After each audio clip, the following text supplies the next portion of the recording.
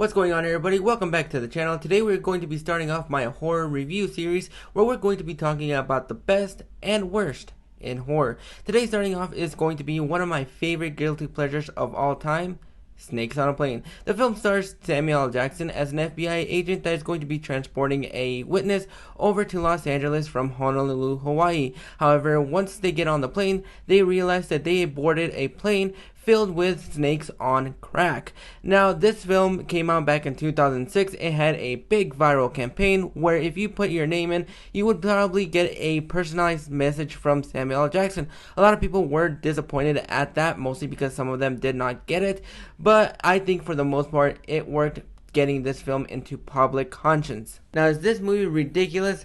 Absolutely. There are a lot of logic problems with this film, and you really have to shut your brain down in order for you to accept the things that are happening in here, because this film breaks a lot of logic issues, which I honestly did not have a problem with. But there are moments in this film where the characters are ridiculous and stupid, and even though the dialogue does not work, it works for what this film is. But a lot of the humor does hit, and that is where David R. Ellis succeeds in. He knows how to build some great tension in this film, and he knows whenever you need to have a sigh of relief, he'll inject some humor here and there, especially from Kenan Thompson, who is the comedic relief of this film. And I think for the most part, he is great in that comedic aspect, as we've seen in other projects that he has been in. That's the one thing that I loved about this film, is that you're on this confined space with no way out. You are trapped in this space with snakes, and you have to figure out how you're going to be able to stay alive and be able to escape these while being trapped high in the sky. And that is what it really does well. It really builds up that tension, so you'll be able to feel all that claustrophobia. So you're being able to feel that scare and that tension. That is what I loved about this film. And moments in this film really make you stretch your disbelief just a little bit, because there are moments in this film that really don't side with logic, especially when they blow off the windows from the plane.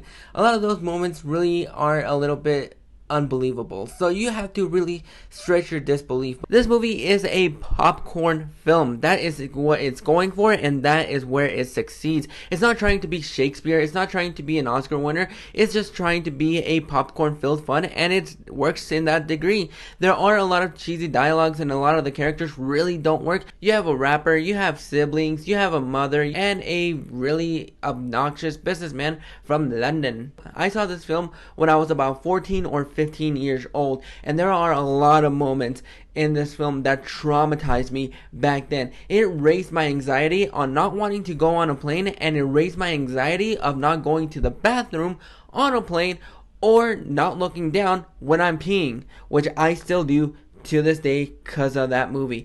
But this movie walked so Sharknado could run, so we thank you for that. Samuel L. Jackson plays a really hard-ass FBI agent that will stop at nothing to succeed his plans, and he does so in this film. He is not going to let that witness out of his sight, and he works. Even though Bobby Cannavale does have a little bit more of a supporting role in this film, he's the eyes on the ground, so he's able to find out where the snakes came from and how he can get the antivenom to the airport so that everybody is safe. I think a little bit of the banter between him and Samuel L. Jackson actually worked for this film. Samuel L. Jackson knows exactly what film he is in, and he does not strive for anything else, and it gave us one of the most iconic lines that we hear from time to time, and it's a lot better when you watch it on TBS. Now, is this movie going to be one of my favorite films of all time?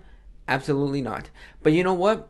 Every single time that I watch this film, I get a little bit more enjoyment every single time, just because I love the concept. 14-year-old me was like, snakes on a plane? Hell yeah! It succeeds in actually having some fun tension, some great humor sprinkled in from time to time, great tension, and one-liners that will probably make either your eyes roll around or you won't even easily mind. Some of the CGI does not hold up as it did back in 2006, but you know what?